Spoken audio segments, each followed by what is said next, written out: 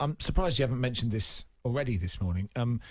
Dean, you're part of a Gamble Aware Betregret campaign, and you bought a horse. Well, I don't know. This is an amazing story, right? I've tried to keep it quiet. Okay. But about 3 years ago, I thought I'm going to buy a pony for my children. Okay.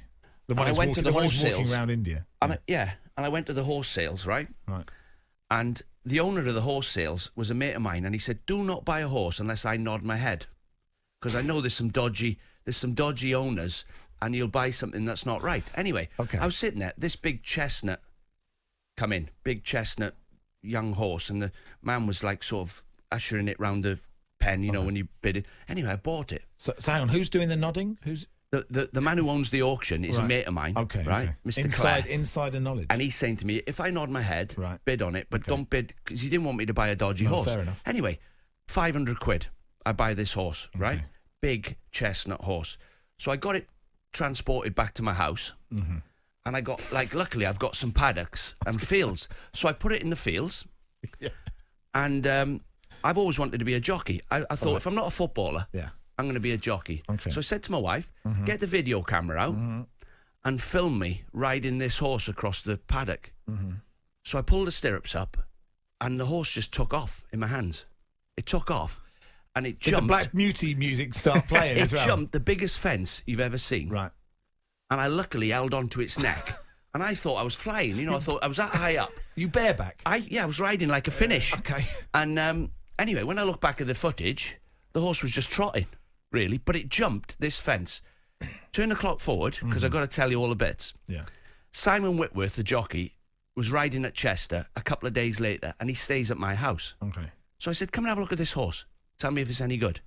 He gets on the horse, sprints across the field with it, and he said, by the way, you paid 500 quid for this horse. This is the real deal, this horse. He said it's done a bit of everything. Right. Anyway, I had my gardener, Kevin, I said to him, can you make a race track around my land? So he makes a track, over. 4 miles. How much land you got, Dean? It was 4 miles of track. So I get the horse on the track. Okay. And I've kept it quiet, right? It's running a few races. Yeah. And what's it called? I'll tell you in a minute. Okay. But it's first reserve for the Grand National. I'm so nervous because I'm going to get a call off the stewards. Right. Is it good enough for it? Well, Tom Daskell's training it, and Colin with Michael, and they said the horse is going to be top notch. So I'm waiting for a call, and if I get the call, it's going to run in the National.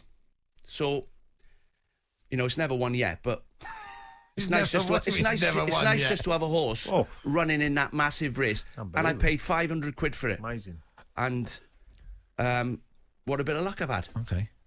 So Chasing Losses is called. Right. So let's, I'll let you know later on in the week if I get the call.